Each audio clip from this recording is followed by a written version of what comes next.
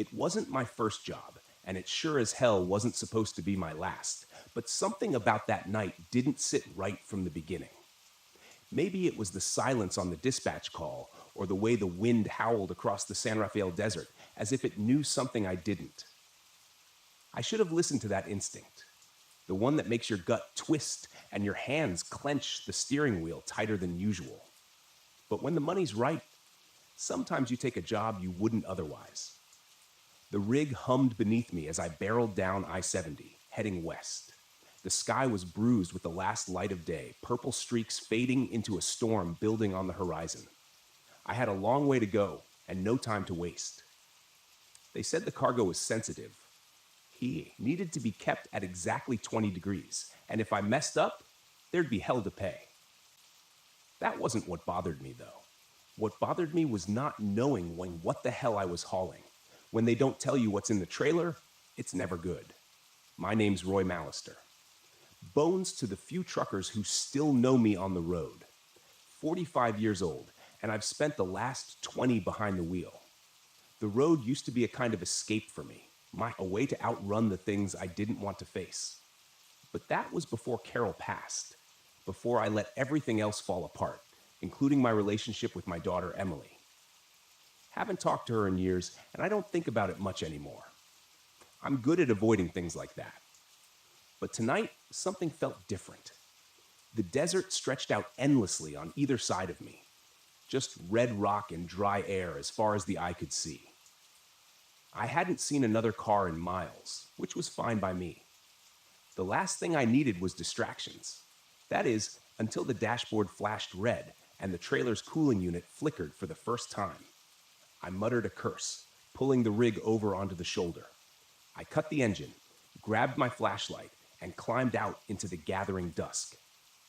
The wind hit me hard, dust swirling around my boots as I made my way to the back of the trailer. I could hear the cooling unit working and stuttering like it was trying to fight off some kind of malfunction. Fumbling with the latch, I yanked open the back door and was greeted with a gust of frigid air. It smelled wrong in there, like cold metal and something decayed, the kind of smell that sticks in your nose and won't leave. I shined my light into the back, trying to figure out what was causing the problem. That's when I heard it. A soft tapping. No, not tapping. Scratching. It was coming from the crate, a large wooden crate strapped down in the center of the trailer, covered in heavy chains. My heart started to pound in my chest, the kind of adrenaline spike that tells you to get the hell out of there. But my feet wouldn't move. I inched closer, flashlight trembling in my grip. The scratching got louder. The crate shifted just slightly, as though something inside was alive. "What the hell?" I whispered, backing away. I wasn't going to open it. Not in a million years. I slammed the trailer door shut and locked it tight, forcing myself to breathe slowly. Whatever was in that crate, I wasn't sticking around to find out. I was just supposed to get it from point A to point B, no questions asked. I climbed back into the cab, started the engine, and pulled back onto the road, telling myself I was imagining things. Maybe it was an animal, I thought. Some government experiment or something. None of it mattered. All I had to do was deliver the damn thing. The radio crackled to life as I accelerated, and I jumped in my seat. Static. Then, through the fuzz, I heard something faint. A voice. A woman's voice. "Roy, why didn't you come back?" My heart stuttered. The voice sounded like Carol's. I smacked the side of the radio, trying to clear the signal, but the static only grew louder. The voice faded, replaced by an eerie, distorted country song, one I hadn't heard since she passed. It was one of her favorites. "No," I muttered, turning the radio off. This was just stress getting to me. The isolation, the weird cargo, and the fact that I hadn't slept in 2 days. That's all it was. That's what I told myself as I sped down that endless stretch of highway. But the farther I drove, the worse it got. The storm hit an hour later, and with it came the figures. I thought they were just shadows at first, shapes in the mist thrown up by the desert sandstorm. But as the wind howled and the sand lashed against the windshield, I could swear I saw them. People walking along the roadside. No, not people. Ghosts. Old men in trucker caps, women in long, flowing dresses. their faces pale and hollow, their eyes dark as the night. I gripped the wheel tighter, trying not to look. If I didn't look, they weren't real. That's how it works, right? I blinked hard, forcing my eyes back on the road, but I couldn't shake the feeling that someone, something, was watching me, following me. The trailer lurched hard, like something had slammed into the back of it. "What the hell?" I shouted, swerving the rig as I fought for control. My headlights cut through the dust, illuminating the desolate highway, but there was nothing there. Nothing but empty miles. The trailer shook again, then came the knocking, loud, rhythmic, like someone was pounding on the inside of the crate. I could feel the hairs on the back of my neck stand up. I was done pretending it was nothing. I was done lying to myself. I had to stop. I had to see what was in that crate. I pulled the rig to the side of the road again, hands trembling as I jumped out of the cab. The wind whipped sand into my face, stinging my eyes, but I didn't care. I grabbed a crowbar from the toolbox and made my way to the back of the trailer. The knocking hadn't stopped. It was louder now, more urgent. With a deep breath, I unlocked the trailer and threw the doors open. The cold hit me again, but this time it wasn't just the refrigeration. There was something wrong about it. The air inside was thick, oppressive, like it was pressing down on me. I raised the crowbar, jammed it under the lid of the crate, and pried it open. And then everything stopped. The wind, the knocking, even the pounding of my own heart. Inside the crate, nestled in layers of straw and old cloth, was something small. It looked like a statue, a human skull, but blackened with strange symbols carved into the bone. It seemed to pulse, like it was alive, like it was breathing in time with me. And then the whispers started. Not from the radio this time, but from the skull itself. Voices swirling in my head, speaking in languages I couldn't understand. But one voice stood out, one voice I knew, Roy. I stumbled back, my heart racing as the skull began to glow with a faint, sickly light. The voices grew louder, and the wind picked up again, howling around the trailer. I slammed the crate shut and bolted the door. I didn't care what they said. I didn't care what I'd seen. I was getting the hell out of there. I threw the crowbar into the cab, jumped behind the wheel, and floored it. The trailer lurched behind me as I tore down the highway faster than I'd ever driven in my life. The storm whipped around me, and through the swirling dust, I could see them again. The figures. They were closer now, standing on either side of the road, their eyes following me. Some of them looked familiar. Faces I'd seen on the road before. Long-dead truckers, friends. Then, as if the storm itself parted, I saw her. Carol, standing in the middle of the road, her white dress flowing in the wind, her eyes locked on mine. I jerked the wheel, swerving to avoid her, but the rig skidded off the road. The trailer jackknifed as it skidded across the desert sand. I barely managed to hang on as the truck groaned to a stop, tilted sideways in a ditch. Silence. I sat there for a long time, staring out into the empty desert, trying to breathe. The storm passed, but I knew it wasn't over. I reached for my phone. No signal. No way out. And then, just as the last light faded from the sky, I saw her again. Carol, walking slowly toward me. Her face pale and cold, her eyes filled with something I couldn't understand. "Roy," she whispered, her voice soft but clear in the stillness. "It's time to come home." I didn't run. I didn't scream. I just sat there, waiting as the darkness closed in around me.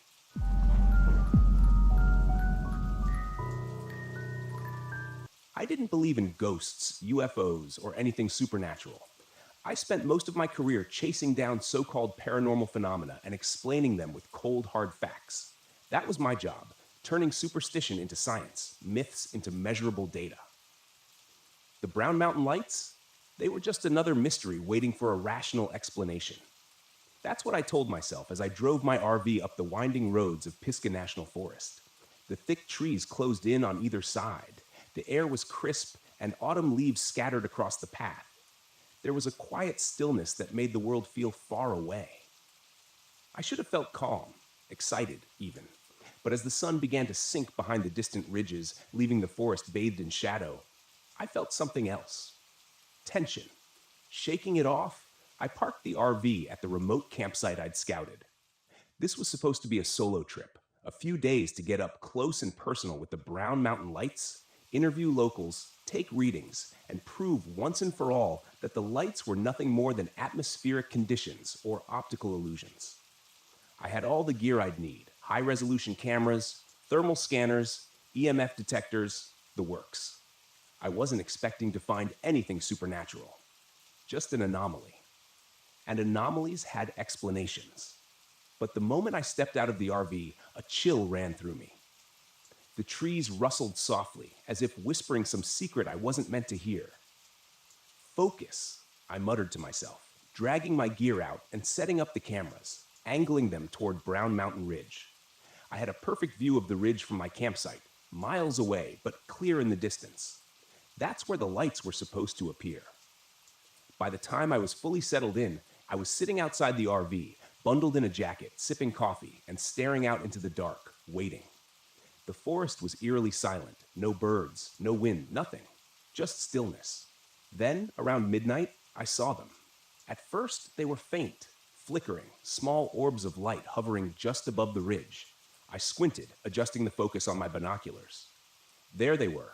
Three lights bobbing in the air like they were floating on an invisible current. I grabbed my camera, flipping the switch to start recording, but nothing happened. The lens stayed black. The screen dead. What the hell? I muttered, fiddling with the buttons. Fully charged and brand new, the camera shouldn't have malfunctioned. I checked the battery, clicked it back into place, and tried again. Still nothing. Frustration surged through me. This was exactly what I'd come here for. The lights, right there in front of me, and I couldn't even capture them. I stood up, grabbing my thermal scanner, but when I flipped it on, the screen flickered, then went dark. "Come on," I whispered, trying to stay calm. The gear wasn't cheap, and none of it should have been failing, but it was, piece by piece. The lights danced on the ridge, growing brighter, closer. My heart raced. I wasn't scared, I told myself. I was just annoyed. The logical part of my brain struggled to make sense of it. Maybe the electronics were glitching because of interference. Some kind of electromagnetic field or something. I took a deep breath, trying to settle my nerves. But the lights, those strange pulsing orbs, kept moving, almost as if they were drifting toward me. The air turned cold, so cold that I could see my breath misting in front of my face. A thin layer of frost started forming on the ground, on the RV windows, on my gear. I pulled my jacket tighter around me, my hands beginning to stiffen in the chill. It didn't make sense. The weather forecast had called for a cool night, but nothing like this. I checked my phone's temperature app. 30 degrees? Impossible. I glanced at my surroundings, feeling the silence close in around me. Then I noticed the lights were no longer on the ridge. They were much closer now, floating just above the treetops, flickering like distant fireflies, but larger. Too large. I watched, heart pounding, as they bobbed and weaved. Their glow cast long shadows on the ground. I pulled out my phone to take a video. The screen flashed, then went black. It wouldn't turn on. Frustration boiled over. I slammed the phone down on the camping table. It bounced.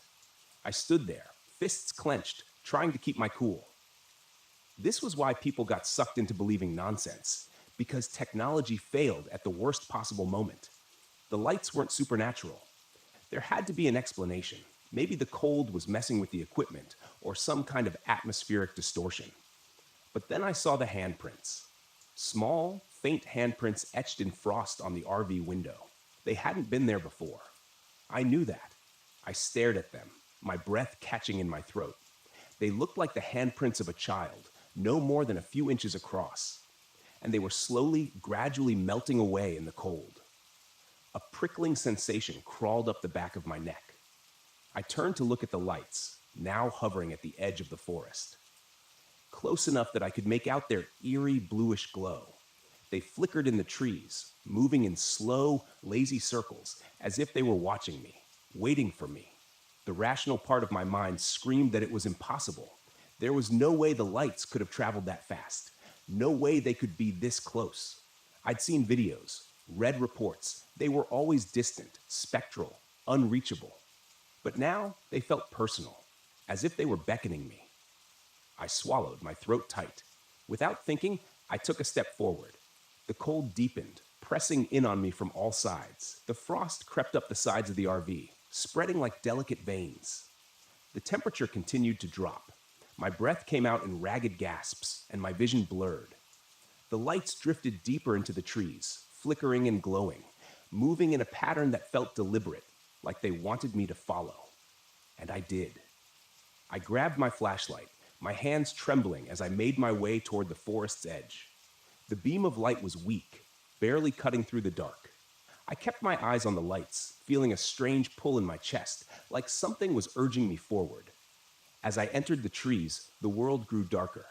The lights danced just out of reach, always a few steps ahead of me, their glow casting an ethereal light on the twisted branches. The forest felt wrong, too quiet, too still. I checked my watch. 2 hours had passed. I hadn't even noticed. My legs ached, and I realized with a sinking feeling that I had no idea how far I'd wandered. The lights flickered again, brightening as they circled a large boulder ahead, and then they stopped, hovering there, motionless. I took a step closer, and that's when the hallucinations began. Shapes, faint figures moving in the trees, shadows stretching unnaturally long. And there, between the branches, I saw faces. Pale, expressionless faces staring at me with hollow eyes. I blinked, and they were gone. Panic set in. I turned to leave, but the forest had shifted. The path I'd taken was no longer clear. Everything looked the same trees, the same twisting branches. The lights pulsed behind me, glowing brighter as if taunting me. I ran.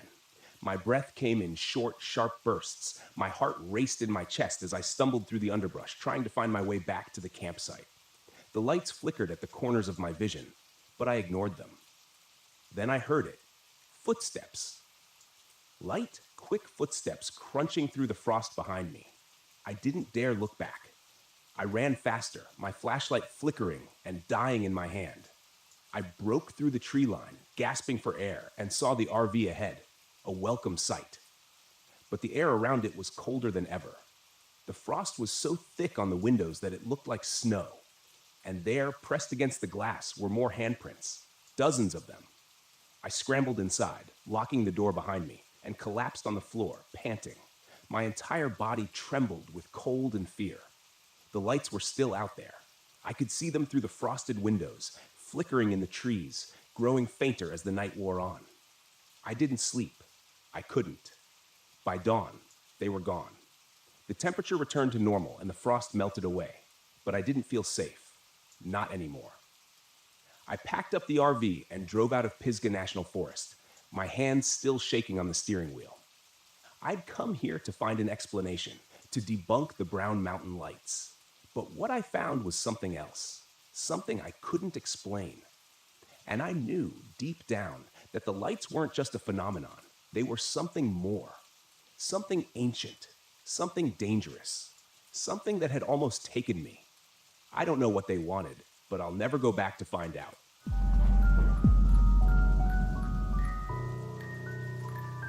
I never wanted to take the job. Not this one. But when the bills pile up and your savings start running dry, you do what you have to, even if it means going back to the place you swore you'd never see again. Dead Man's Pass. It was Eddie's death that did it. 15 years ago, I lost my brother on that road. His rig skidded off a curve and plunged into the canyon. I was driving a mile behind him when it happened, saw the whole thing through my windshield like a damn nightmare unfolding in slow motion. I've never been the same since. I never could forgive myself for not doing more, not being there to help. That's how it goes in this life. You haul, you drive, you move forward, keep the past in the rear view. But it's never that simple, is it? I'm Hank Collins, but most people on the road know me as Rusty. Maybe it's the hair going gray, or maybe it's just the wear and tear of 30 years behind the wheel. I've spent most of my life running rigs, hauling everything from livestock to construction equipment. This time I was hauling heavy machinery for a mining outfit in Utah. Easy enough, or so I thought. The cargo didn't bother me. What bothered me was the route. Route 163, through the heart of Monument Valley, and then up through Dead Man's Pass, the very stretch of road where Eddie lost his life. I've avoided it for years, but I couldn't avoid it this time. The money was too good, and the job came at a time when I needed it most. The first sign that something wasn't right came when I crossed into the desert. The vast expanse of red rocks stretched out for miles, the sun beginning to dip below the horizon, casting long shadows across the road. It should have been peaceful, almost beautiful, but there was something off. The radio cut out first, static, then silence. Not unusual out here, but it didn't sit right. The stillness felt heavy, oppressive, like the desert itself was holding its breath. As the sun slipped away completely, I noticed a pair of headlights in my rearview mirror. At first, I didn't think much of it. Probably another trucker making the same route. But as the miles passed, those headlights didn't get closer. They stayed there, far back but steady, like whoever it was didn't intend to pass or fall behind, just keeping pace. I tried to shake it off, focusing on the road ahead. The canyon walls began to rise on either side of me, the road narrowing as I approached Dead Man's Pass. My hands tightened on the wheel, the familiar knot of tension growing in my chest. The road was winding, dangerous, with steep cliffs on one side and jagged rock on the other. I'd driven it 100 times before, but not since the night Eddie died. As I climbed higher, the truck started to act up. First, it was the brakes. They began to make a grinding noise that sent vibrations up through the cab. They were new, serviced just a week ago, no reason they should be failing. Then the engine sputtered, just once, but enough to make my heart jump. "Come on, Rusty," I muttered to myself. "Just keep moving, 1 mile at a time." But the truck didn't listen. The headlights behind me were still there, never getting any closer, never fading away. Something about it gnawed at me, a slow realization creeping in. I knew that truck. It was Eddie's. It couldn't be. Of course, Eddie's truck was a wreck at the bottom of the canyon, rusted and forgotten. But the make, the model, even the busted left headlight, it was all the same, and it was following me. I turned up the CB, hoping for some noise to drown out my thoughts, but all I got was static. My hands were sweating now, the wheels slick beneath my fingers. The canyon walls seemed to press in tighter as I reached the most dangerous curve, the very spot where Eddie went over the edge. My foot eased off the gas, but then the CB crackled to life, and a voice broke through the static. "Rusty, Hank, you gotta stop." I nearly jerked the wheel in shock. I knew that voice. It was impossible, but I knew it. It was Eddie. "Eddie," I whispered, even though I knew there was no way it could be real. I fumbled with the radio, trying to clear the signal, but the voice only grew louder, swallowed by the hiss of static. "Rusty, you gotta stop. You can't make the same mistake." I was losing my mind. That's what this was. Too many years on the road, too many ghosts haunting me. That's all it was. But then the truck sputtered again. The grinding in the brakes got worse. I could feel the whole rig shudder as I tried to slow down, but the brakes weren't responding. I pumped them hard, but nothing. The curve was coming up fast, and I knew I wouldn't make it if the brakes didn't hold. "Damn it!" I shouted, yanking the wheel hard to the right, pulling off onto the narrow shoulder. The truck screeched to a stop, just inches from the cliff's edge. For a long time, I sat there, heart pounding, staring at the drop below. The canyon stretched out beneath me, a black abyss swallowing the last traces of daylight. My breathing was ragged, my hands shaking, and then I saw it. Eddie's truck was still there, sitting on the road behind me, headlights glowing dimly through the dust. But now I could see it wasn't just a truck. The rig was mangled, twisted, just like it had been after the accident. The front end was smashed in, the cab crumpled, the windshield shattered, and standing next to it was Eddie.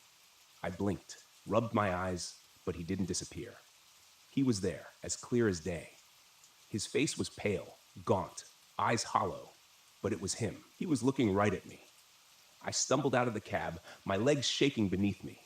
I didn't know what I was doing, didn't know what I expected to happen, but I had to get closer. I had to see Eddie. My voice cracked as I took a step toward him. "How?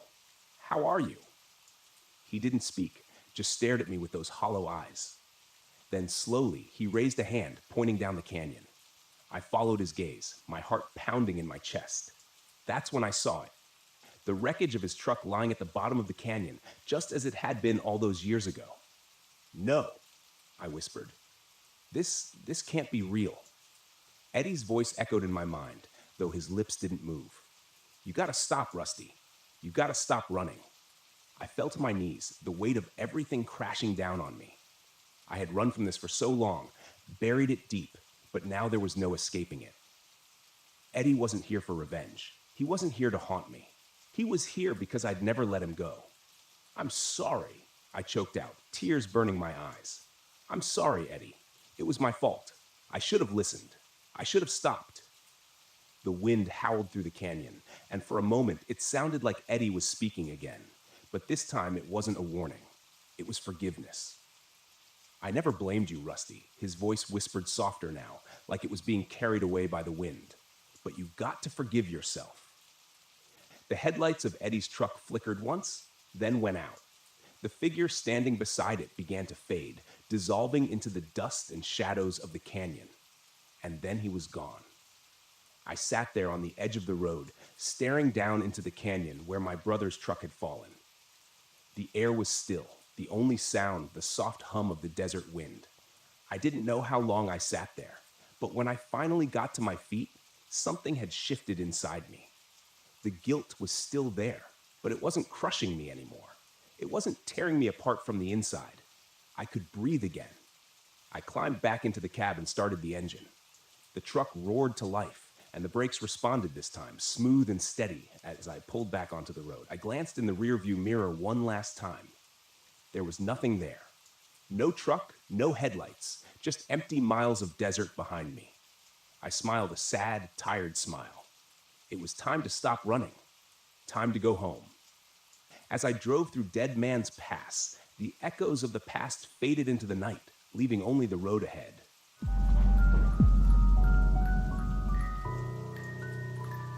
I've always liked the quiet of the road.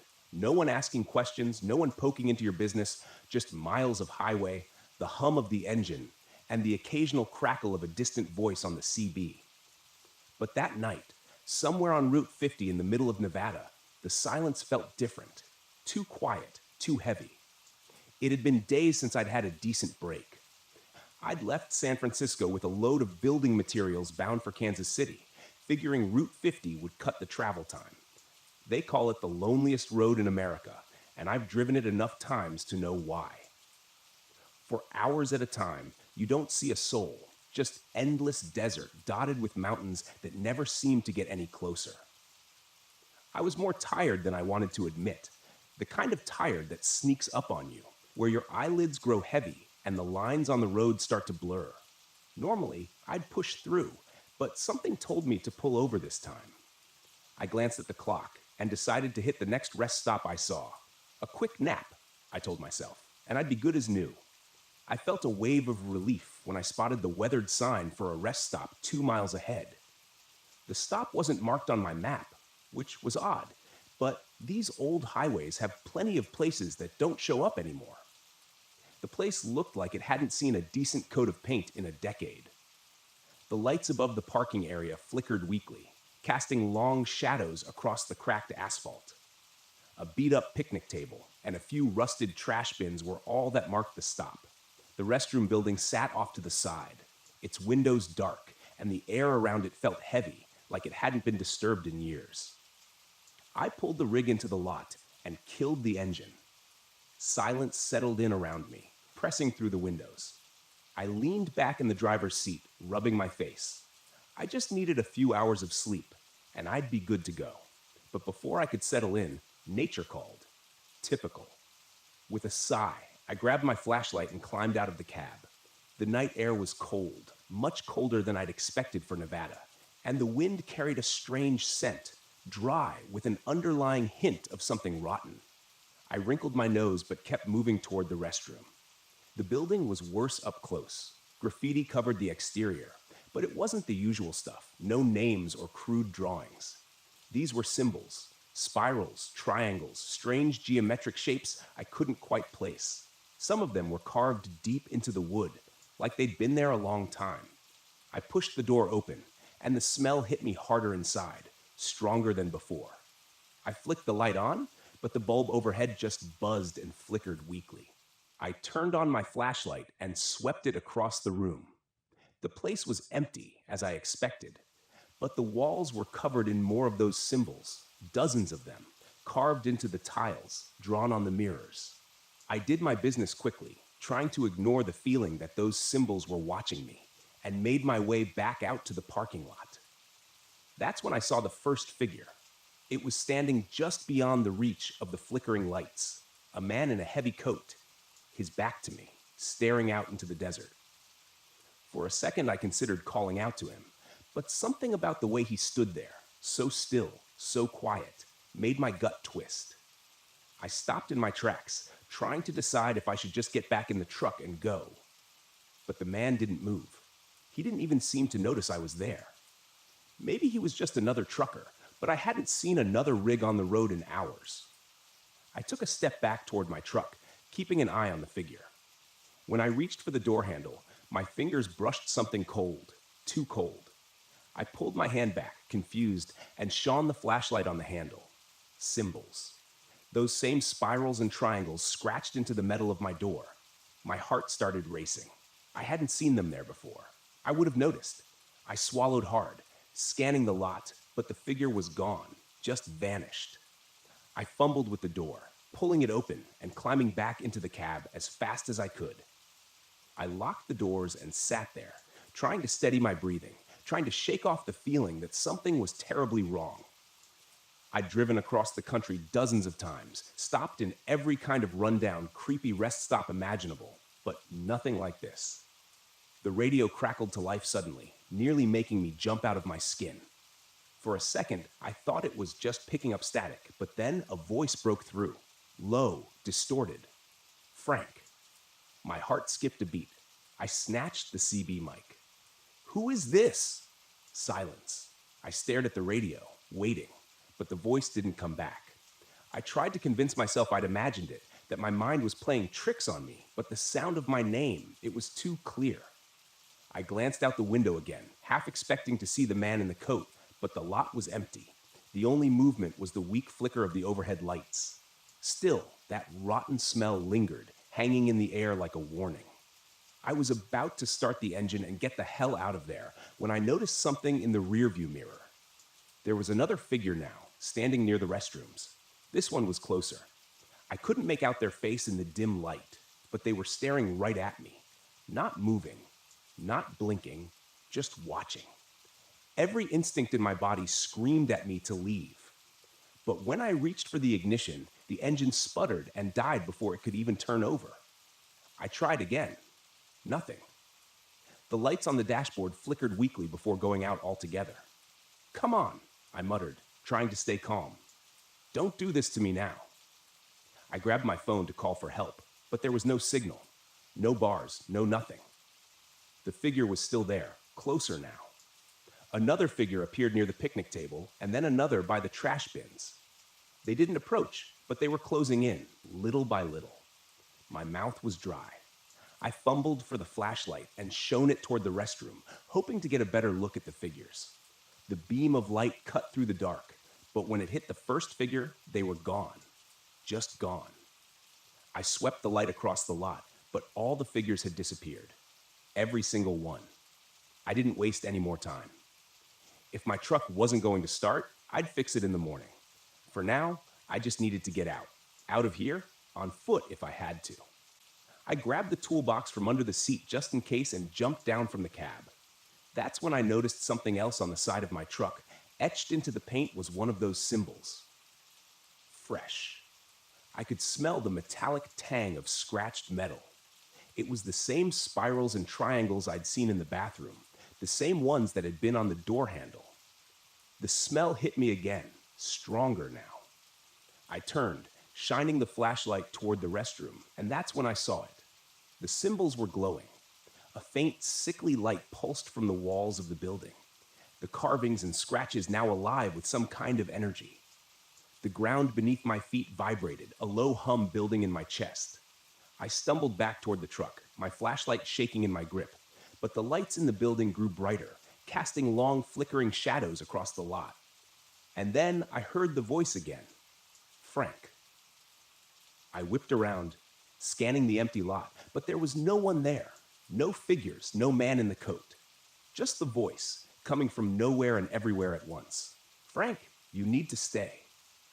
I felt a cold sweat break out across my forehead. My pulse pounded in my ears, but I kept moving, trying to get back into the cab. But the symbols, they were on my truck now, glowing with the same eerie light. The handle felt like ice under my fingers. The wind picked up, howling across the lot, carrying whispers with it. Low, urgent voices layered on top of each other. Impossible to understand, but they felt old, ancient. I was frozen in place, trapped between the truck and whatever the hell was happening in that restroom. The lights, the symbols, the voices. I didn't know what to make of any of it, but I knew one thing. I had to leave now. The truck groaned as I climbed back into the cab, and I turned the key one last time, praying it would start. The engine sputtered, coughed, and finally roared to life. Without another thought, I slammed the truck into gear and floored it out of the lot, the tires skidding on the cracked asphalt. The rest stop disappeared in the rearview mirror, the glowing lights and symbols fading into the distance. As I drove down the highway, my hands trembling on the wheel, I couldn't shake the feeling that I hadn't escaped. The silence of the road was back, but it wasn't the same. The weight of those symbols, the voice, it lingered, and I knew deep down that whatever was tied to that rest stop wasn't finished with me. I don't stop on Route 50 anymore, not after that night. Some places are better left in the past.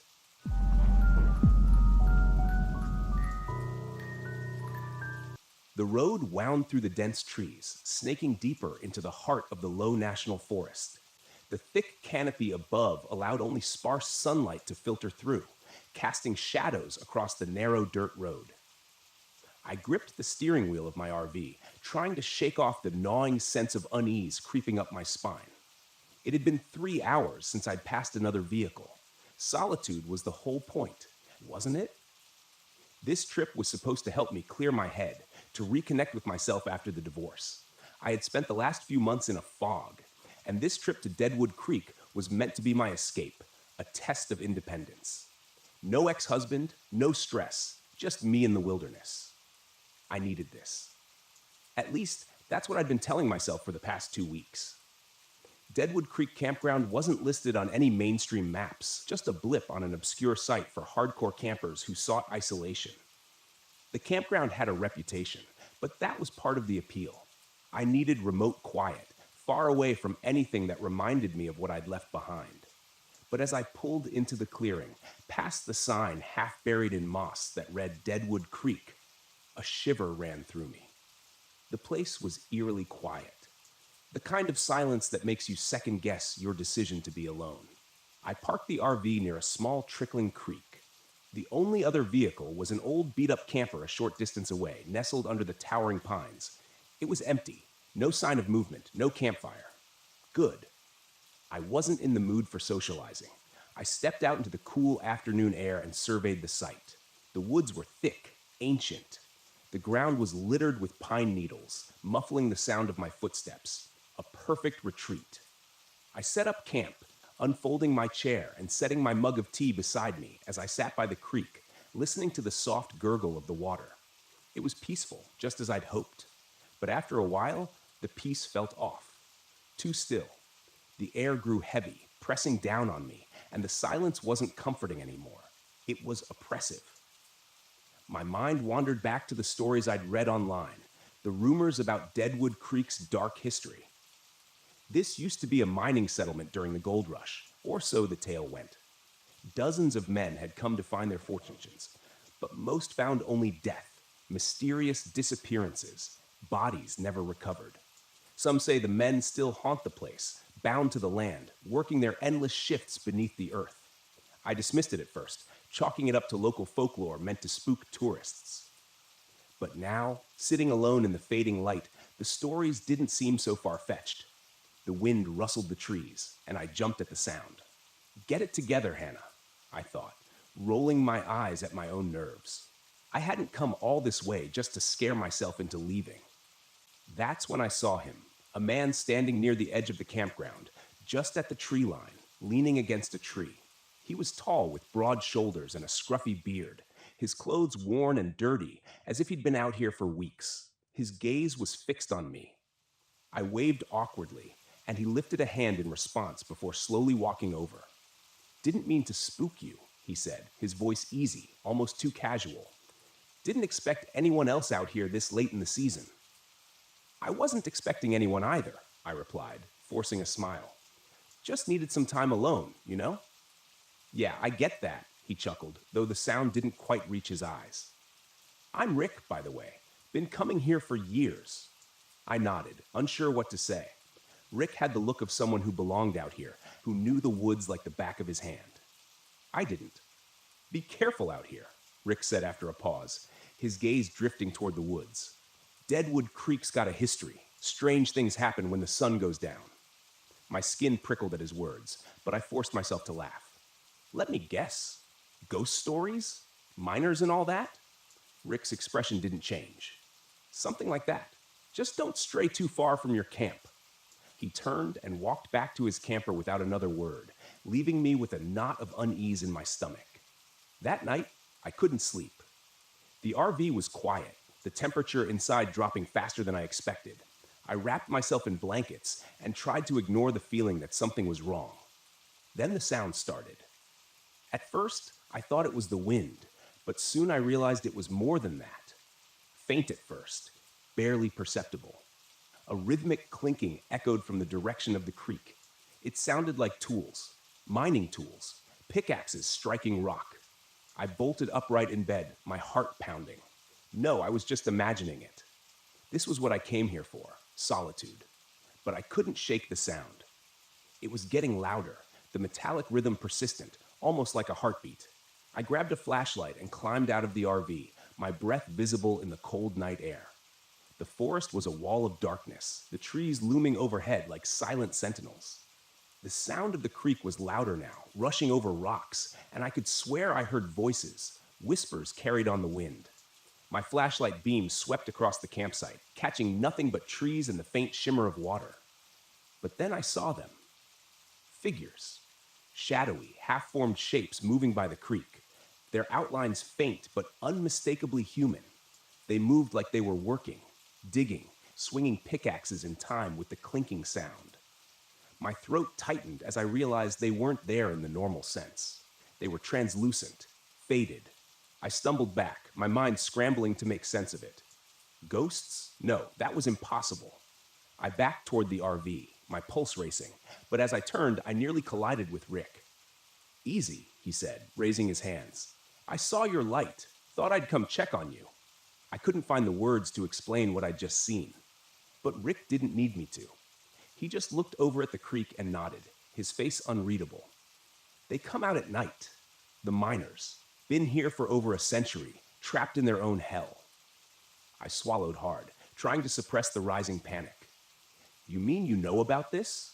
What is this place?" Rick gave a half smile, though it was more sad than comforting. "Deadwood Creek. These men came here to find gold, but all they found was death. Now they're stuck here, working the land forever. Some nights, they're just echoes. Other nights..." He trailed off, but the implication was clear. On other nights, they weren't just echoes.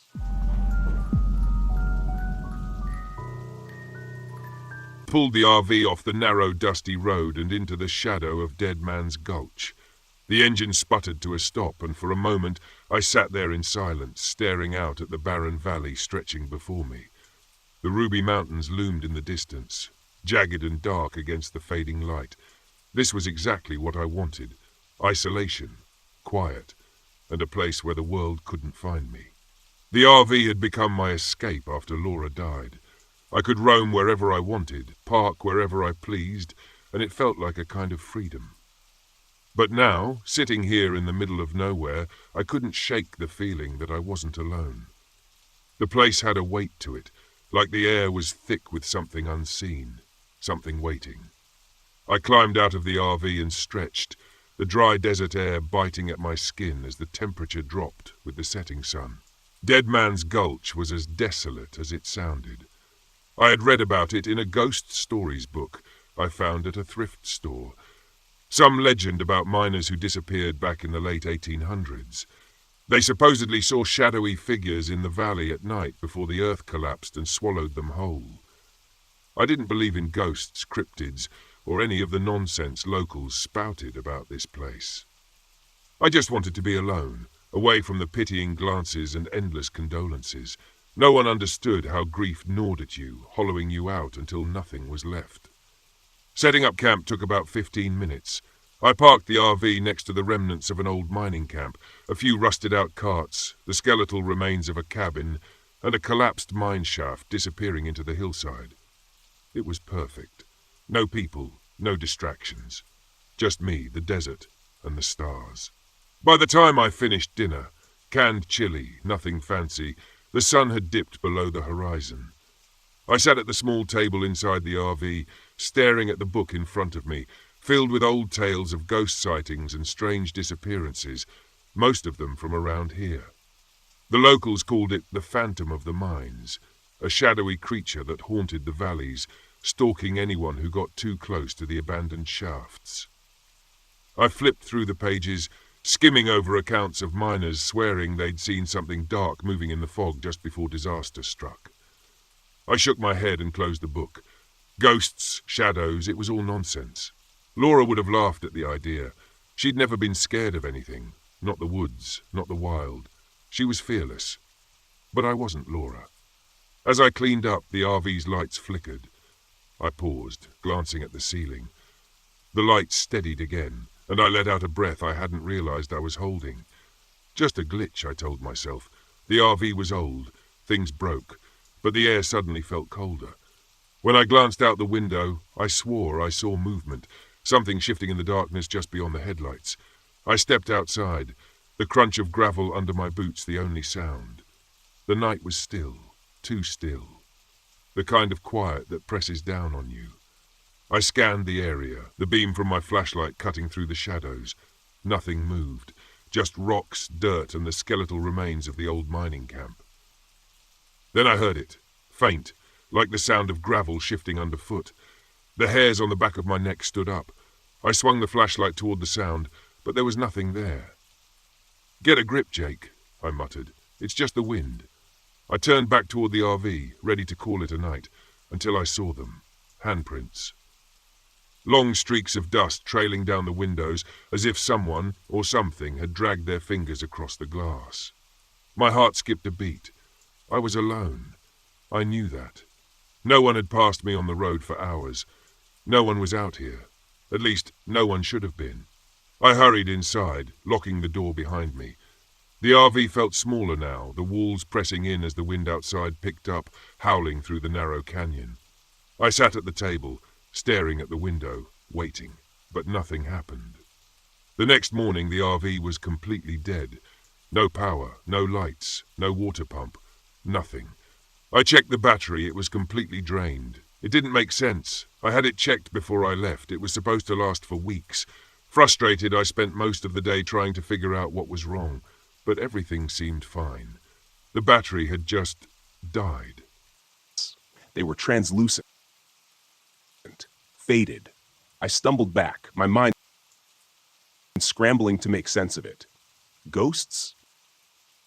No, that was impossible. I backed toward the RV, my pulse racing.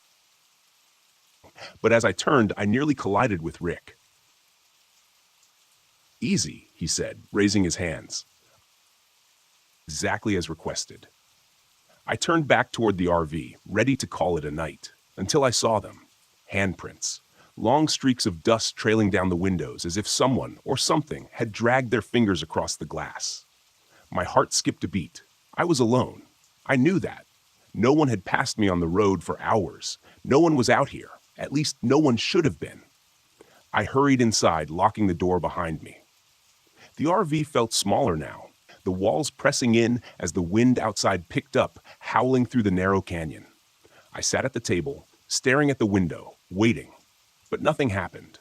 The next morning, the RV was completely dead. No power, no lights, no water pump, nothing.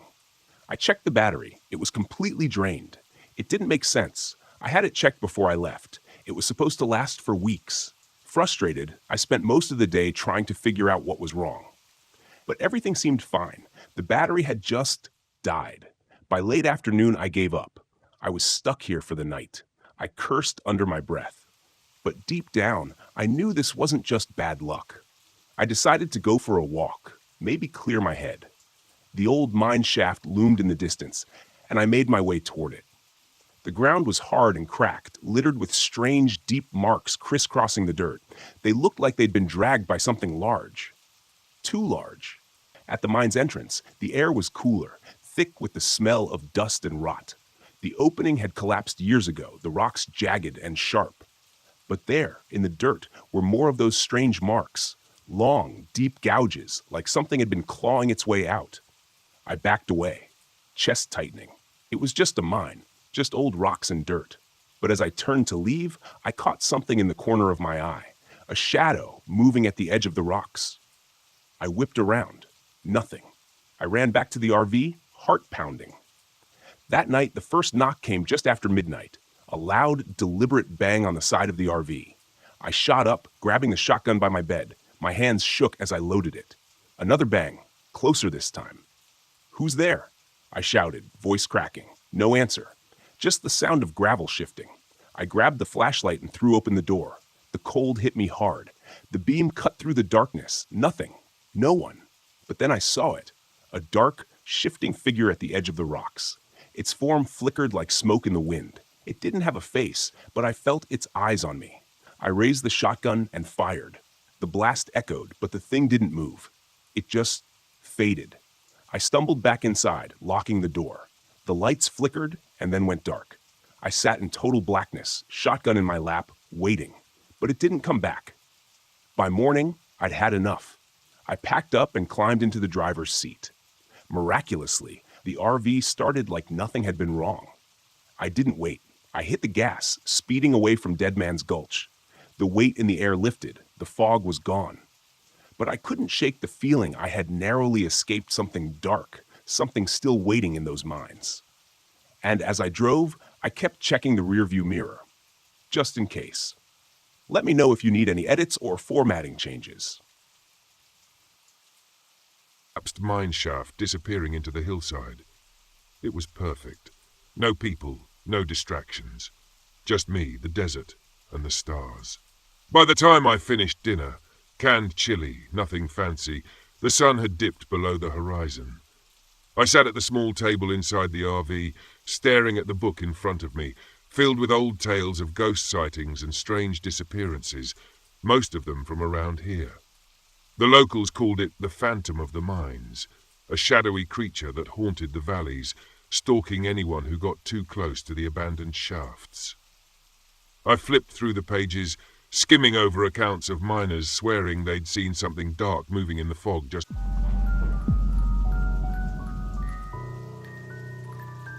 It had been 4 months since the divorce was finalized, and I was still trying to wrap my head around it.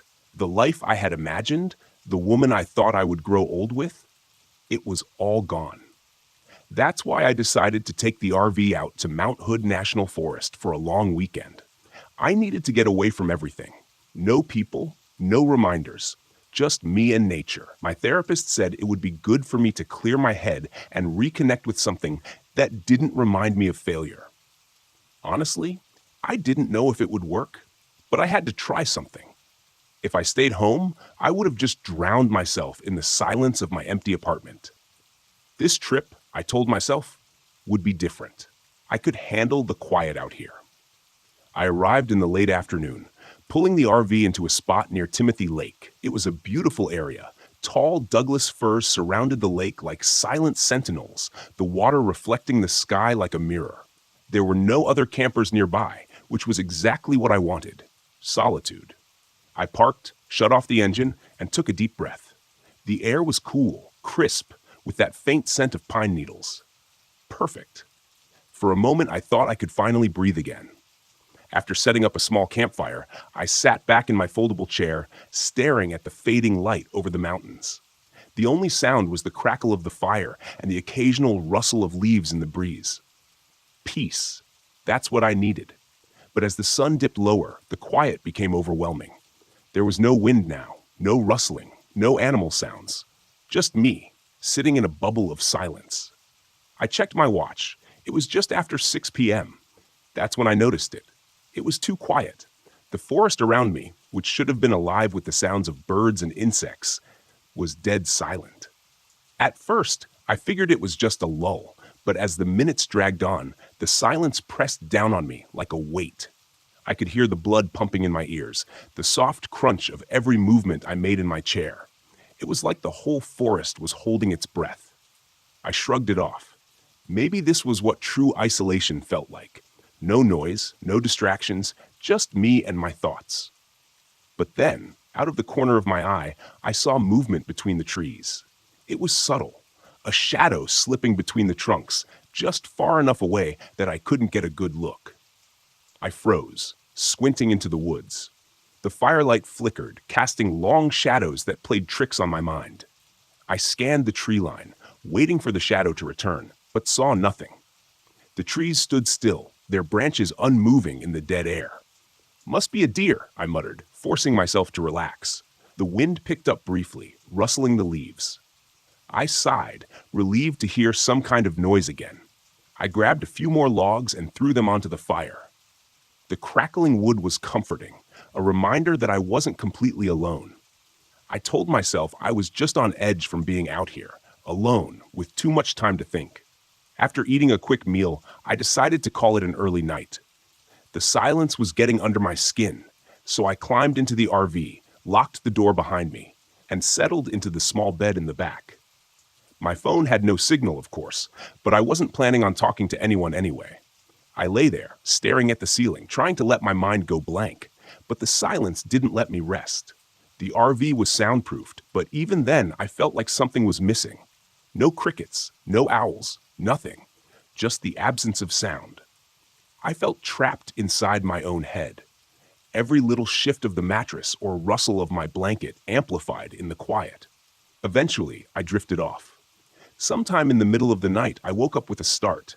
I wasn't sure why at first. There hadn't been any loud noises or nightmares, just silence. But something was wrong.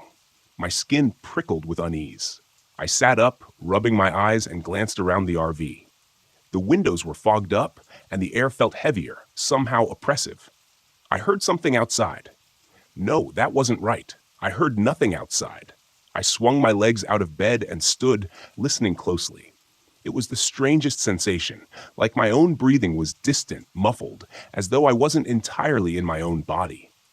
I moved toward the window and wiped away some of the condensation with my sleeve, peering into the blackness beyond the RV. For a long time, I saw nothing, just trees and shadows, and then movement. This time, I was sure.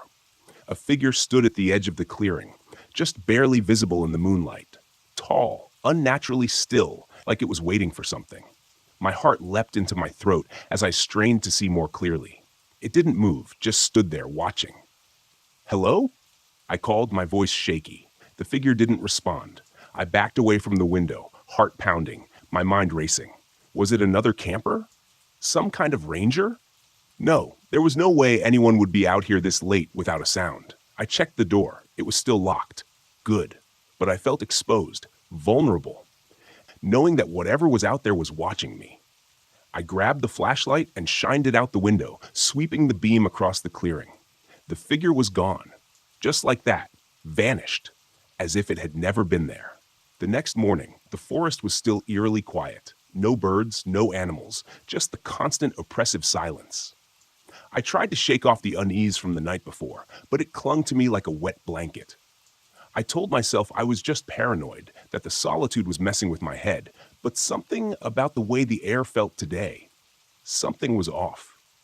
I decided to take a short hike to clear my mind, hoping that getting out of the RV would make me feel better. But as I ventured down the trail, that feeling of being watched grew stronger. Every few minutes, I'd glance over my shoulder, expecting to see someone or something behind me, but the trail was empty. That's when I saw it again, a figure, this time in the distance, standing between the trees just off the trail. It was the same one from last night, tall, gaunt, and still. My heart hammered in my chest as I squinted, trying to make out more details. But before I could move, it slipped behind the trees and disappeared. I ran toward the spot where I'd seen it, my boots pounding against the damp earth. When I reached the trees, there was nothing. No footprints, no broken branches, nothing to show that anyone had been there at all. I stood there, catching my breath, feeling the silence pressing down on me like a vice. That's when I noticed something strange. The forest around me was completely still. Even my footsteps had stopped making noise. I stopped my boot on the ground, but I heard nothing, not even the crunch of leaves beneath my feet. Panic surged through me. I clapped my hands together. Nothing. No sound. My breathing was shallow, frantic, but it was like I was listening to it from far away. The world had gone completely, impossibly silent. And then I saw them. Not just one figure, but several, moving between the trees. Their bodies blended with the shadows. They were everywhere, circling me in complete silence. My heart raced, but I couldn't hear it. I couldn't hear anything. I ran. I didn't know where I was going, just that I needed to get away. My legs felt heavy, every step muted, like I was running underwater. The forest shifted around me, the trail disappearing into the thick fog that had rolled in, disorienting me further. Somehow I made it back to the RV. I slammed the door shut, locking it, my breath coming in ragged gasps, but still no sound. I grabbed my phone, hoping to call for help, but it was useless. The screen flickered, the GPS spinning in circles. I was trapped. For the next few hours, I stayed inside the RV, pacing back and forth, trying to calm myself down, but the silence never lifted. I couldn't even hear my own thoughts anymore. Just the crushing weight of nothingness. And then, as the light began to fade, I saw them again, the silent ones. They were standing in a circle around the RV, their faces blank, their eyes hollow. There were no features, no mouths, just smooth skin where their faces should have been. They stood perfectly still, watching me through the windows, their bodies unnervingly thin and elongated. I banged on the windows, screaming, but of course, no sound came. They didn't flinch, didn't move. They just stared, waiting. Desperation clawed at me. I couldn't stay here. I needed to leave, but the RV wouldn't start. Every time I tried, the engine sputtered and died, as if something was draining the life out of it. I grabbed a flashlight and opened the door, stepping outside. The silent ones didn't move, didn't react. But as I walked toward them, the air grew colder, the silence even more oppressive. My footsteps made no sound. My breathing was barely there. I felt a hand on my shoulder and spun around, expecting to see one of them behind me. But there was nothing, just the fog swirling around me and the figures waiting in the distance. In that moment, I realized what they wanted. They weren't going to kill me. No, that would be too simple. They wanted me to join them, to become one of them. The silence wasn't just the absence of sound, it was a part of them, and it was seeping into me, stealing my voice, my thoughts, my very sense of self. And if I stayed here much longer, I knew I would lose everything. I don't remember how I made it out. The next thing I knew, I was driving far away from the campsite, from the silent ones. The sound of the engine, the tires on the road, it was all faint, like I was still caught in their grip. But at least there was something, a reminder that I hadn't completely disappeared into that silence. It's been weeks since I got back, but I can still feel it. The quiet follows me, lingers in the corners of my apartment. Sometimes, when I'm lying in bed at night, I can feel their eyes on me, watching, waiting. And I know that one day, they'll come for me again. This time, I won't be able to run.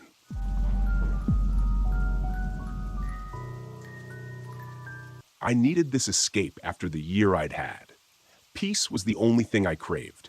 My ex-wife had taken the house, my boss had taken my sanity, and I was left holding nothing but a bag of resentment and a camera. So here I was, finally alone in Black Rock Canyon, Joshua Tree's hauntingly beautiful desert. They said these nights were the darkest in the country, perfect for the long exposure shots I needed for my portfolio, but also hopefully for some much-needed clarity. The sky was ink black, spattered with a smattering of stars, and my RV felt like a fragile shell in this immense desert, which stretched out infinitely on all sides. I set up my tripod, thinking how strange it was to have so much space and yet feel the weight of something closing in, pressing down on me from every angle.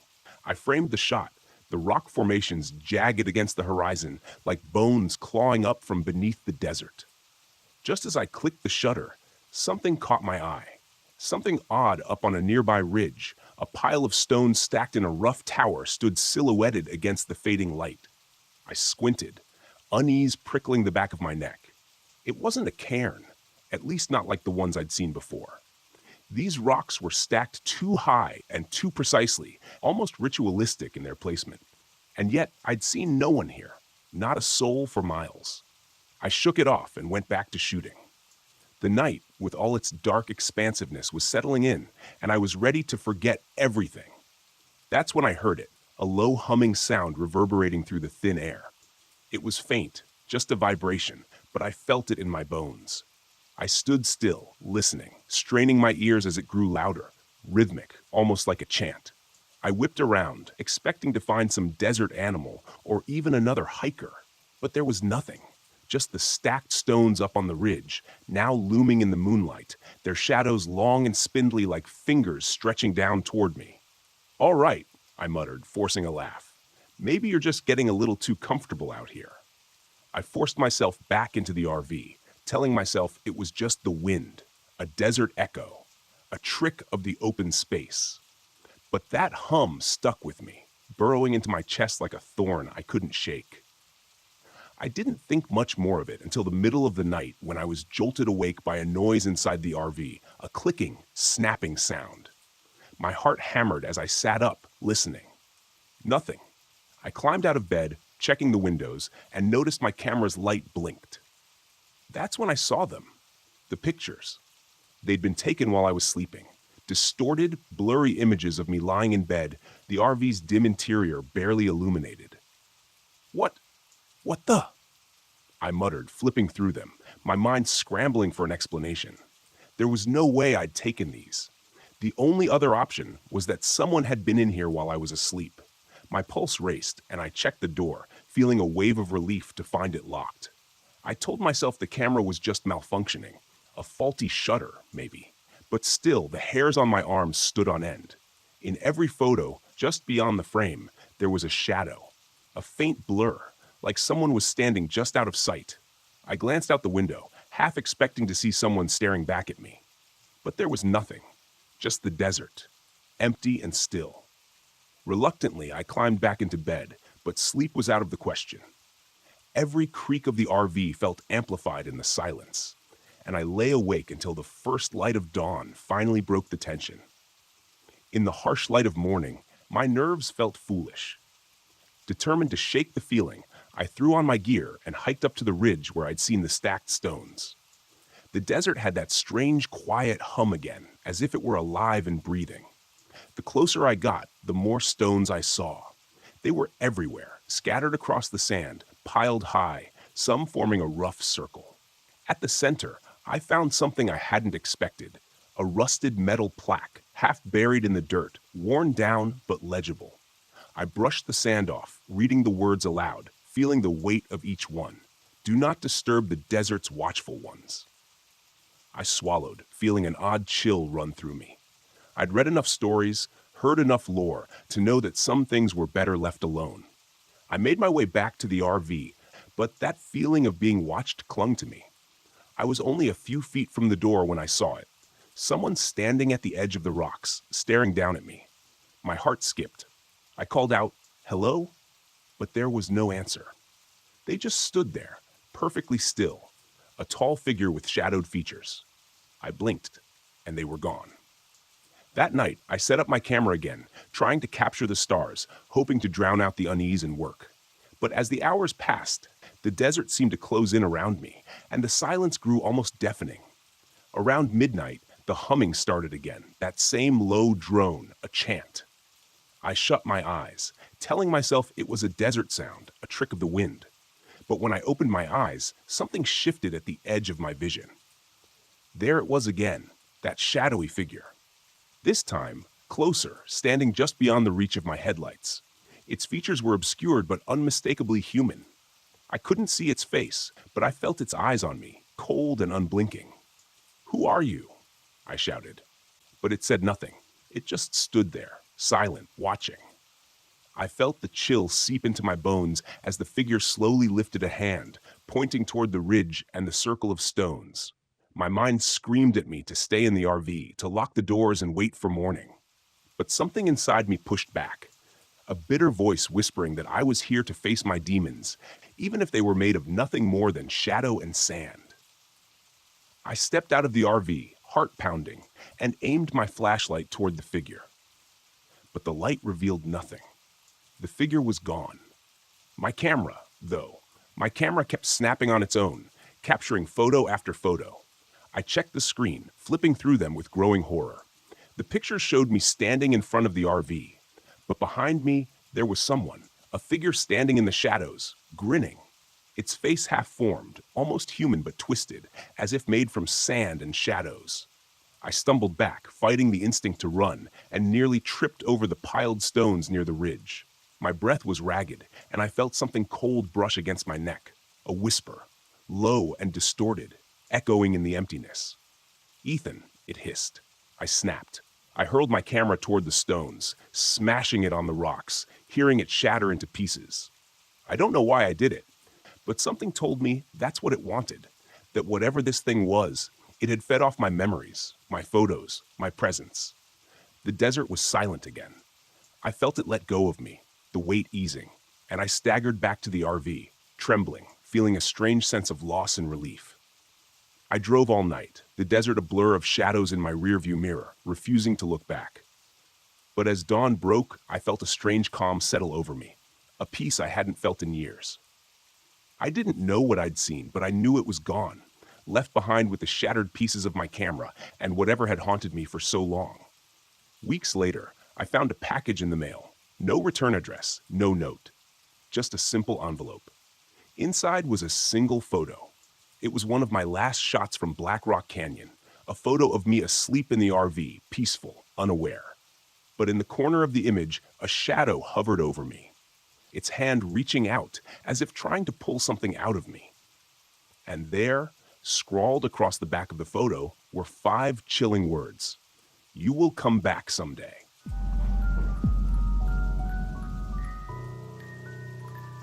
The forest was supposed to be my escape. I drove the RV deep into the Blue Ridge Mountains, hoping the solitude would offer some kind of peace. I had been out here a few times before, never this deep though, but it had always been calming. Nature had a way of quieting the noise in my head. After I left the job, the silence became my companion, even though it haunted me with memories I wasn't ready to face. The accident that had ended my career as a paramedic. Every night, it replayed in my mind, always the same horrific details. But with each viewing, I saw a new way I could have saved the child. A different decision, a split second sooner. And maybe it didn't matter. I was here now, alone. The sound of the gravel crunched under my tires as I parked off an old dirt road. It was oddly satisfying. I turned off the engine, and for a moment there was bliss. No noise except for the rustle of trees in the wind. This was what I needed. No sirens, no screaming, just the mountains. I grabbed my bag and climbed out, stretching my legs before heading over to the old fire lookout tower nearby. It was a relic, long abandoned and forgotten by most hikers. The wood was graying, peeling away from years of exposure, but it stood firm, a silent sentinel watching over the rolling hills. Something about the place had always intrigued me. It had a gravity to it, like it was holding secrets that only those who ventured close enough could learn. I planned to spend the weekend here, at least 3 days before I had to go back to reality. I didn't need much, just the stillness, the mountains, and a break from the memories. I set up camp near the RV, built a small fire, and tried to let go. But the quiet was different this time. The first night, it started with whispers. I was sitting by the fire, watching the flames flicker against the trees, when I thought I heard voices, not nearby, but carried on the wind. Faint, like a conversation just out of reach. I strained to listen, but they faded, lost in the rustle of the leaves. Probably just my mind playing tricks, I told myself. I hadn't slept well in weeks, and the quiet, while peaceful, was unnerving in its own way. After a while, I retreated to the RV, exhausted, but the voices lingered in the back of my mind, soft murmurs that tugged at my thoughts. As I lay down, I told myself it was nothing, just echoes of people who had camped here long before. The wind could carry sounds in strange ways out here. But the deeper I fell into sleep, the louder they grew, until I jerked awake, covered in sweat. There were no voices, just the oppressive weight of silence. I stared at the ceiling, the same question running through my mind. Was this peace or something else? The next morning, things started to get strange. I woke to find my watch blinking, frozen at 2:47 a.m. I tapped the screen a few times, but it refused to budge. Strange. When I checked my phone, it was dead, despite being fully charged the night before. I chalked it up to bad luck, but when I stepped out of the RV, the sun seemed higher in the sky than it should have been. It was late morning, but it felt like I had only just fallen asleep. I spent the day hiking, keeping my mind occupied. The trail was familiar. I'd hiked this ridge before, but something about it felt different. Landmarks I swore I'd seen on the way up seemed out of place, or worse, missing. And every time I thought I was making progress, I'd find myself right back where I started. The same twisted tree, the same rock formation. A loop. The disorientation didn't set in all at once. It was a slow, creeping unease that settled in my bones. The wind felt wrong too, as if it was carrying something. I couldn't quite hear those whispers again. Faint, distorted, carried on the breeze. This time, they were closer. By nightfall, the voices were louder. They weren't whispers anymore, but full conversations, disembodied words spoken in tones I couldn't place. It was like someone was just out of view, talking, laughing. At first, I stayed by the fire, trying to block it out, but the longer I sat there, the clearer the voices became. I couldn't make out what they were saying, but it was as if they were replaying over and over, fragments of words lost on the wind. I stood up, scanning the tree line. Shadows flickered just beyond the light of the fire. My breath caught in my throat. "Hello?" I called, my voice cracking in the stillness. No answer. The hairs on my neck stood up as I watched the shadows shift. A figure. It moved between the trees, far enough that I couldn't see clearly, but close enough to make my pulse quicken. My first thought was that it was another hiker, maybe someone lost. But when I took a step toward it, it vanished, gone, as if it had never been there. I grabbed my flashlight, pointing it into the woods, but the beam of light revealed nothing but trees. I tried to convince myself it was just my mind playing tricks again, but my gut told me otherwise. There was something here, something I didn't understand. I retreated to the RV, locking the door behind me. But even inside, the silence was heavy. I lay in bed, staring at the ceiling, listening. The voices were still there, faint now, but constant. It felt like someone was standing just outside the RV, talking in circles, over and over. The next morning, I hiked to the old fire lookout. I don't know why. Something about the tower drew me in, like I needed to be there. It was old, dilapidated, and crumbling, but it held a strange power. When I reached the top, I could see for miles. The Blue Ridge Mountains stretched out in every direction, green and endless. I expected to feel some sense of peace, but instead, a deep dread settled in my chest. The lookout wasn't empty. It was filled with the remnants of people who had come here before me. Old camping gear, torn sleeping bags, cans of food long since expired, graffiti scratched into the wooden beams, names etched into the walls. And something else. Carved into the center of the floor was a symbol. A crude spiral, looping in on itself. I knelt down, running my fingers over the grooves. It looked old, weathered, like it had been there forever. The voices returned, this time louder, clearer. I whipped around, expecting to see someone standing behind me, but the tower was empty, just the wind whistling through the cracks in the wood. I ran my hands through my hair, my heart pounding in my chest. Something was very wrong here. The ridge, the lookout. It wasn't just an old campsite. It was a trap, a loop, and I was stuck in it. I tried to leave that afternoon, packed up the RV, started the engine, and drove down the winding road that had brought me here. But no matter how far I drove, the landscape didn't change. The trees, the rocks, it all blurred together. The same stretches of road repeating over and over.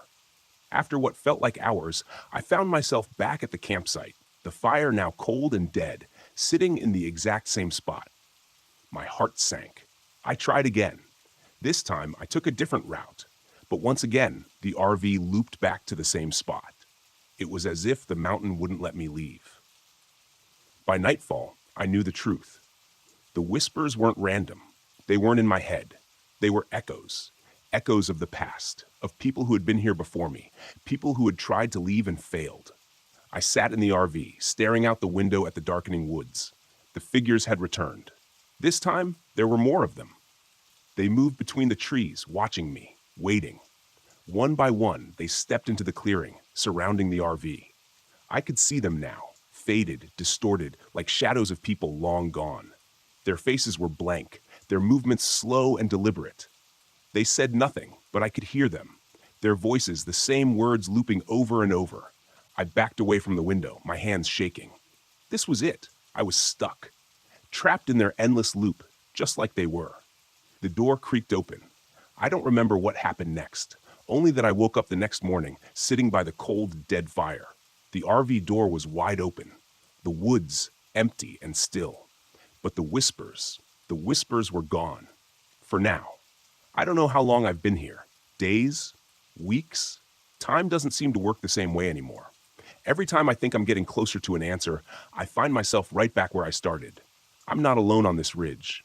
There are others. I can hear them sometimes, their voices echoing.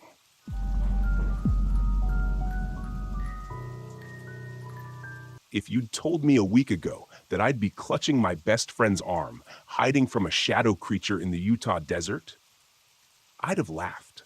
That's the sort of stuff reserved for ghost stories told around the campfire, right? But now, as I crouch low in the sand, staring at the shadow shifting through the rocks like smoke, the chill in my spine tells me I was wrong. Tyler and I had been planning this trip for ages. It was supposed to be a break from our relentless lives back in San Francisco. When my promotion came through, I convinced him we had to celebrate by camping across the Southwest, ticking off bucket list spots along the way.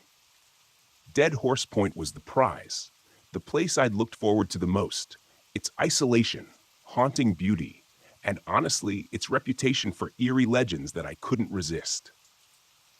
We pulled in late, just as the sun was setting over the canyon, casting a blood-red glow across the twisted rock formations. I remember that unease settled over me then, the kind that sends a tiny shiver from the back of your neck all the way down. Tyler, ever the skeptic, brushed it off as I pointed out that we were alone in this remote part of the park.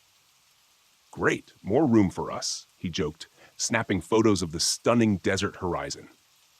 It took us a bit longer to find a spot than we'd planned. Our GPS was acting weird, leading us down dirt trails that seemed to spiral into nowhere. Eventually, Tyler managed to maneuver our RV into a flat area.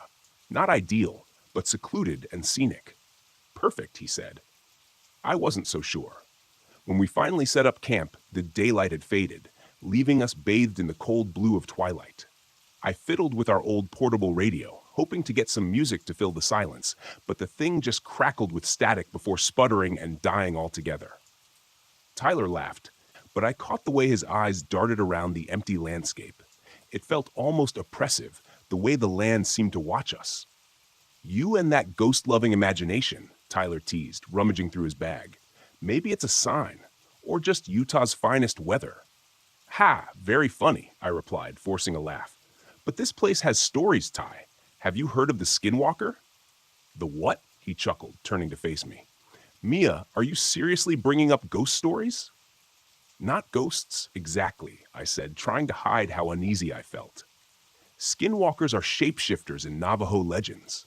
They can mimic people, even voices, to lure you away. People say they're evil spirits in human or animal form. Tyler looked at me with that familiar, infuriating smirk. Oh yeah? Then let's summon one here. Skinwalker, Skinwalker, show yourself! I hissed for him to stop, but he just laughed and returned to the viewfinder on his camera, snapping photos of the canyon, now fully cloaked in darkness. I closed the RV door, hoping to shut out the chill that had suddenly settled into my bones, but that shiver, that sense of being watched, it lingered. It was maybe an hour later when the first sound came. A light shuffling sound outside, like footsteps in the gravel. My heart skipped and I shot Tyler a look, but he was already putting on a brave face, pulling his boots on to investigate. "It's probably an animal," he whispered, winking. "Mountain lions, right?" "Yeah, because mountain lions sound like people," I said, my voice barely a breath. He ignored me, clicking on his flashlight and stepping out. It was quiet, eerily so.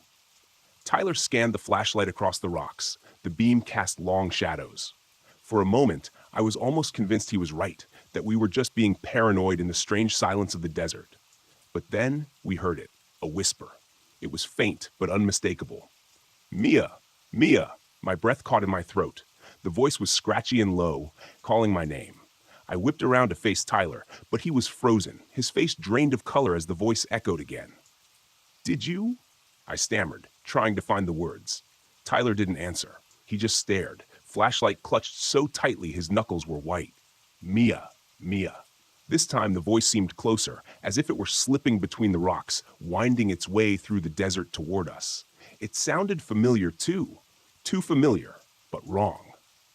"Let's go inside," I whispered. Tyler nodded, and we backed up slowly, not turning our backs on the emptiness around us. Once inside, I locked the door. Our breaths were rapid in the tight space. Tyler finally spoke, his voice shaking. "Tell me that was just the wind." "I don't think so," I replied, glancing out the window. The night was still, an unnatural stillness that seemed to hold its breath. Just as I was starting to feel a little less tense, there was a sharp knock on the side of the RV. We both froze. Another knock, then another, rhythmic, echoing through the metal walls. Tyler's face paled, and I could feel my heartbeat hammering in my throat. "Who's there?" he called, his voice wavering. The only answer was a slow scrape against the door, a sound that made my skin crawl. I squeezed Tyler's arm. "Don't open it." "What if someone's hurt?" he whispered back, already inching toward the door. But I couldn't shake the feeling that opening that door would be the worst thing we could do. "Just wait." Then, to our horror, we heard it, Tyler's voice calling from outside. "Tyler, help! Come out here!" Tyler looked at me, eyes wide with terror. "What? How?" he stammered. The voice repeated, distorted, stretching his name into a twisted mockery. "Tyler, Tyler." I grabbed his hand, squeezing hard. "Don't answer. Whatever you do, don't answer it." "Telling me she's a ghost?" Ellie shrugged. "Call it what you want, but she's real, and now that you've seen her, she won't let you go." I laughed, though it came out shaky. "That's insane." "Is it?" Ellie asked, her gaze locking onto mine. "You saw her. You know she's real."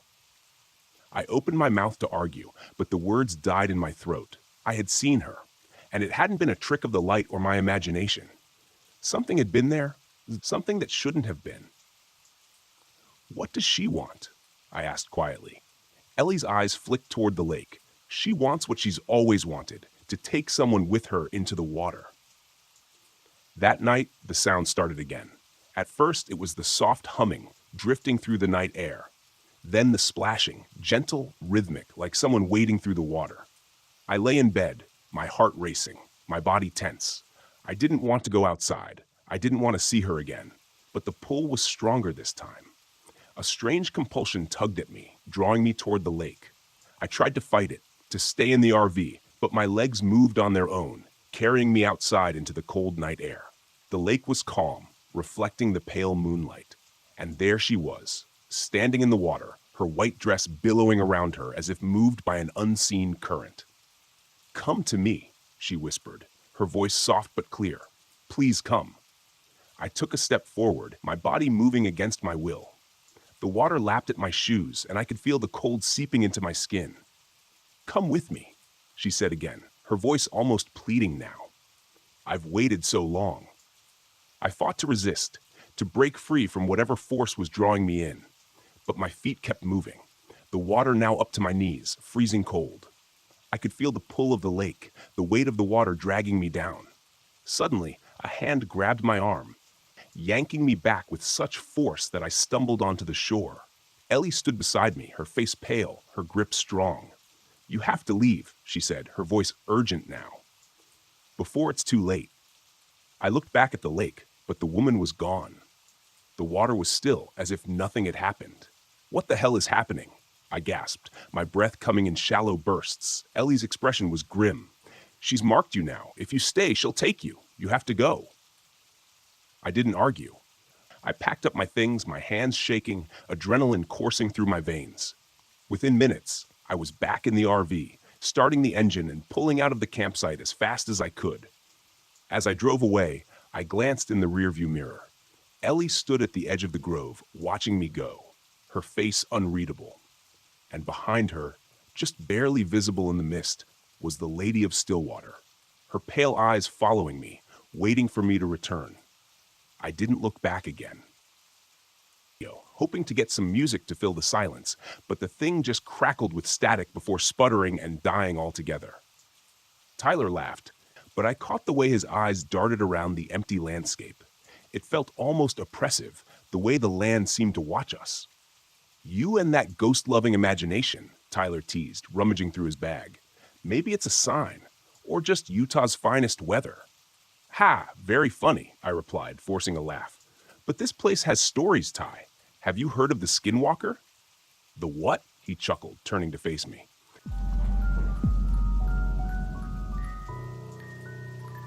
Here you go. My name is Edward Fletcher, and I'm 43 years old. This happened last fall at Spruce Knob, the highest peak in West Virginia.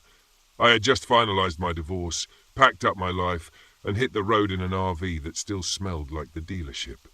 I told myself this trip was about reconnecting with nature, about finding some clarity, but really I was running from guilt, loneliness, and the wreckage of a life I'd built and then broken. I chose Spruce Knob because it was isolated, and isolation was exactly what I thought I needed.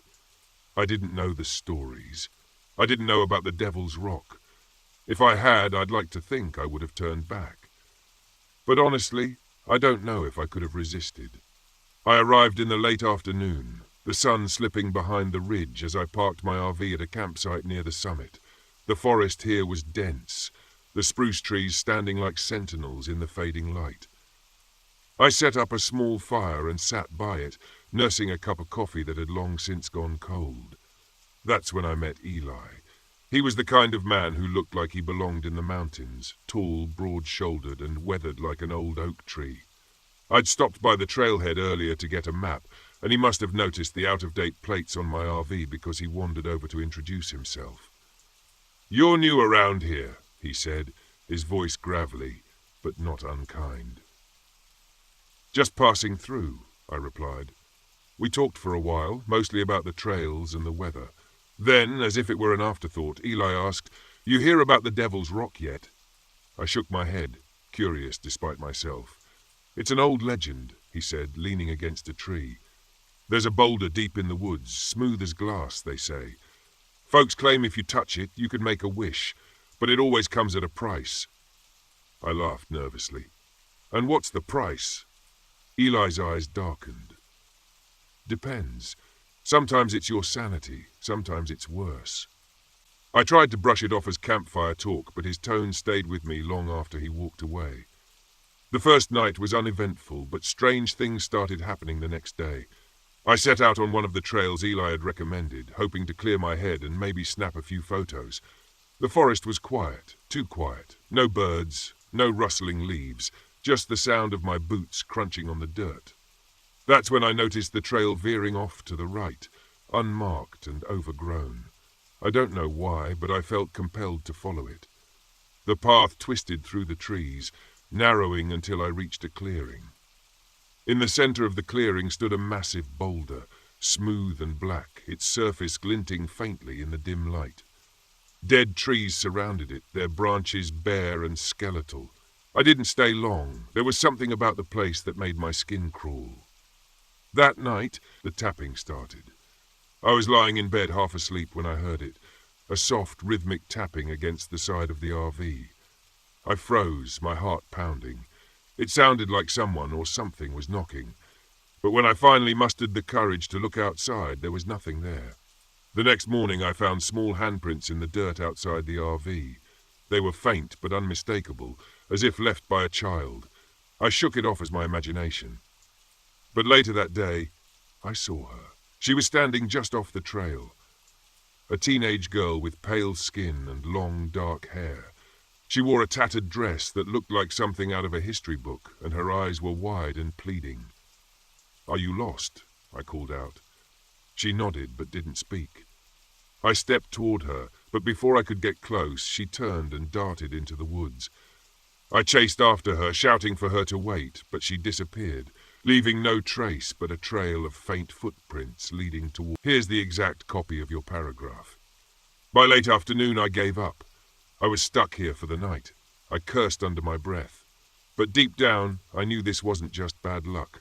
I decided to go for a walk, maybe clear my head. The old mine shaft loomed in the distance, and I made my way toward it. The ground was hard and cracked, littered with strange, deep marks crisscrossing the dirt.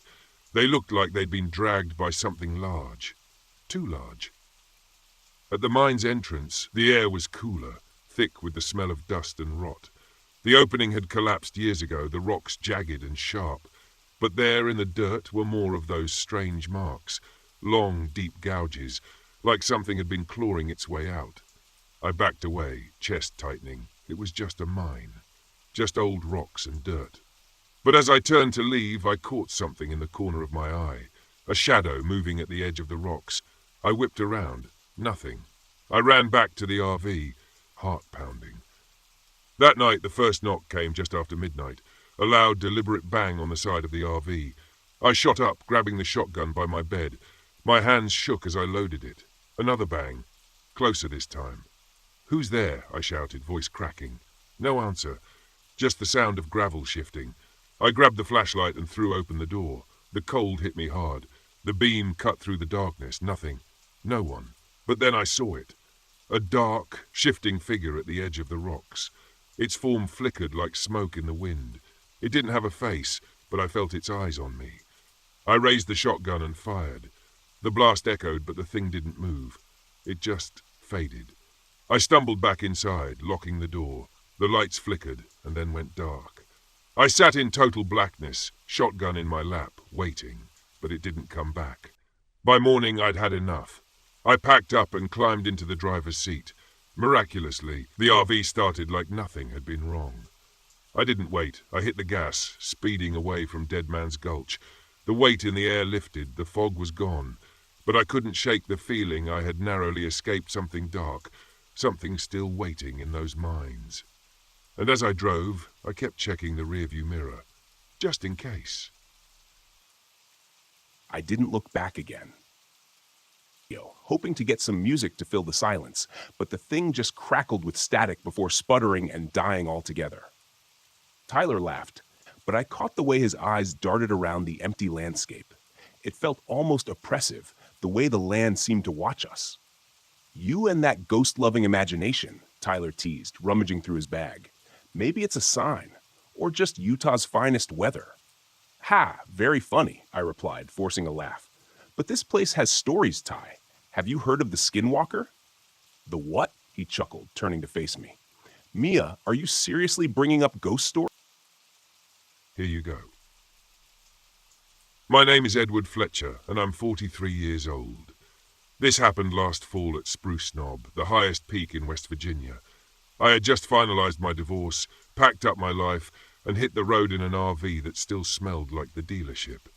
I told myself this trip was about reconnecting with nature, about finding some clarity, but really, I was running from guilt, loneliness, and the wreckage of a life I'd built and then broken. I chose Spruce Knob because it was isolated, and isolation was exactly what I thought I needed. I didn't know the stories. I didn't know about the Devil's Rock. If I had, I'd like to think I would have turned back. But honestly, I don't know if I could have resisted. I arrived in the late afternoon, the sun slipping behind the ridge as I parked my RV at a campsite near the summit. The forest here was dense, the spruce trees standing like sentinels in the fading light. I set up a small fire and sat by it, nursing a cup of coffee that had long since gone cold. That's when I met Eli. He was the kind of man who looked like he belonged in the mountains, tall, broad-shouldered, and weathered like an old oak tree. I'd stopped by the trailhead earlier to get a map, and he must have noticed the out-of-date plates on my RV because he wandered over to introduce himself. "You're new around here," he said, his voice gravelly.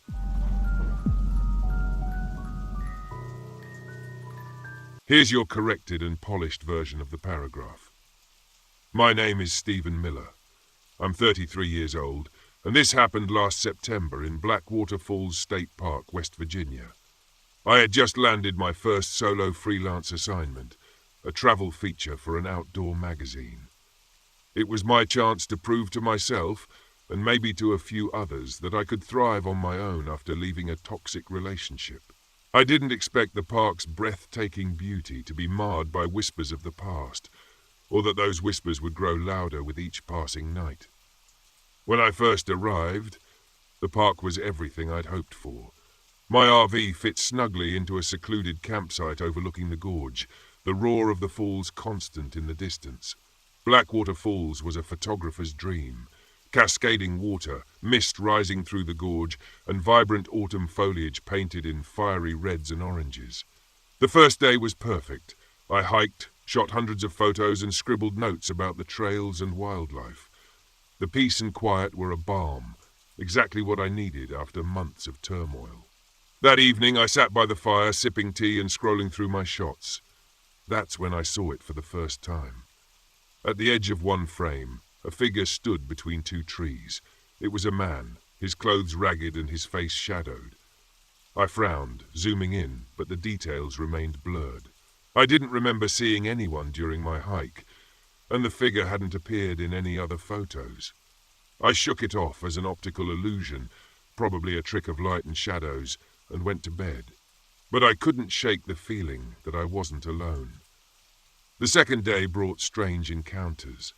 I started the morning by stopping at the visitor center, hoping to get some local insight. The woman behind the counter, Maggie, was friendly, but seemed to be watching me too closely. She eyed my camera gear and smiled knowingly. "Planning to photograph the falls?" she asked. "That's the idea," I replied. Maggie hesitated, her smile faltering. "Be careful around the falls, especially near dusk. The dead don't like company." I blinked, caught off guard.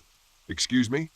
Before I could ask more, she turned to help another guest, leaving me with a vague unease. Later, on a trail to the falls, I ran into Gary, a park ranger. He was a tall, broad-shouldered man with a weathered face and a genial demeanor. As he gave me a quick overview of the park's history, I brought up Maggie's warning. He chuckled. "Oh, that's just local folklore. Back in the Civil War, there was a Confederate soldier who hid out in the gorge. They say he deserted his regiment and was hunted down near the falls. Some folks claim his spirit never left, but I've worked here for years and never seen a thing. Let me know if you'd like any further refinements." They looked like they'd been dragged by something large. Too large. At the mine's entrance, the air was cooler, thick with the smell of dust and rot. The opening had collapsed years ago, the rocks jagged and sharp. But there in the dirt were more of those strange marks. Here's your corrected and polished version of the paragraph. I tried to laugh with him, but his words stayed with me. That evening, the first real sign of something unnatural occurred. I set up my tripod near the falls, hoping to capture the golden hour light. As I framed the shot, my breath caught. The air around me had turned frigid, my breath fogging in front of me despite the mild weather. My camera refused to focus, the lens shuddering as if something was blocking it. And then, faint but unmistakable, I heard whispers. I spun around, expecting to see other hikers, but I was alone. The whispers grew louder, overlapping and indecipherable, like a crowd speaking just out of earshot. The unease became unbearable, and I packed up in a rush, leaving the falls as the last light of day faded. That night, back at the RV, I reviewed the day's photos. Most were stunning, the falls bathed in warm golden light. But in 3 of them, the figure from the previous day appeared again. This time he was closer, standing at the edge of the water. His face was clearer now, pale, gaunt, with dark hollows where his eyes should have been. And in the last photo, he was staring directly at the camera. I slammed my laptop shut and locked the RV door. The next morning I debated cutting the trip short, but a part of me couldn't let it go. I'd always prided myself on being rational, and I wasn't going to let a few strange occurrences ruin my assignment. While hiking near the falls, I noticed an overgrown side trail. Curiosity tugged at me, and I followed it, ducking beneath low-hanging branches. It led to a clearing where the air felt heavier, almost oppressive. In the center of the clearing was a patch of disturbed earth, as though something had been buried there long ago. Nearby I found an object half buried in the dirt, a weathered leather journal. The pages were brittle but legible, written in a looping, old-fashioned script. The entries told the story of a Confederate soldier who had deserted his regiment and fled into the gorge. His words were filled with fear and desperation. The nights grow colder, and I hear them coming. I cannot outrun my fate. The last entry read, "They will find me tonight. I will not see another sunrise." I closed the journal. Here is your corrected paragraph. The soldier stood at the edge of the clearing, just beyond the firelight. He didn't move, didn't blink, but his hollow eyes locked onto mine. My chest tightened with fear as I realized he wasn't alone. Shadows emerged from the trees, darker and more twisted, their forms writhing like smoke. They whispered accusations, voices overlapping in a cacophony. "Traitor! Coward! You will not leave." Panicking, I grabbed the journal and held it up. "Is this what you want?" I shouted. The soldier's expression shifted. Sadness, perhaps gratitude, and he gestured toward the disturbed earth I'd seen earlier. I understood. Clutching the journal, I ran back to the clearing. The shadows followed, their whispers growing louder, more insistent. My hands shook as I placed the journal on the grave and whispered a quiet prayer for peace. The air around me grew still. The shadows stopped, their forms dissolving into the night. The soldier lingered for a moment longer, his hollow eyes softening before fading into the mist. By morning the oppressive feeling had lifted. The forest seemed brighter, the air lighter, and for the first time in days I felt safe. Before leaving, I stopped at the visitor center to return the journal. Maggie was there, her knowing smile greeting me. "You helped him, didn't you?" she asked, her voice soft. I nodded, unsure how to respond. She reached out, patting my hand. "He's free now. You did a good thing." As I drove away from Blackwater Falls, I realized the experience had changed me. I didn't have all the answers, but I no longer felt the weight of doubt and fear that had followed me into the park. Sometimes the past lingers in ways we can't explain, and sometimes all it takes to move forward is to lay it to rest. Your spelling and grammar were mostly perfect. I just added some formatting for readability. Let me know if you'd like any further refinements. 4. My RV fits snugly into a secluded campsite overlooking the gorge, the roar of the falls constant in the distance. Blackwater Falls was a photographer's dream. Cascading water, mist rising through the gorge, and vibrant autumn foliage painted in fiery reds and oranges. The first day was perfect. I hiked, shot hundreds of photos, and scribbled notes about the trails and wildlife. The peace and quiet were a balm, exactly what I needed after months of turmoil. That evening I sat by the fire, sipping tea and scrolling through my shots. That's when I saw it for the first time. At the edge of one frame, a figure stood between two trees. It was a man, his clothes ragged and his face shadowed. I frowned, zooming in, but the details remained blurred. I didn't remember seeing anyone during my hike, and the figure hadn't appeared in any other photos. I shook it off as an optical illusion, probably a trick of light and shadows, and went to bed. But I couldn't shake the feeling that I wasn't alone. The second day brought strange encounters.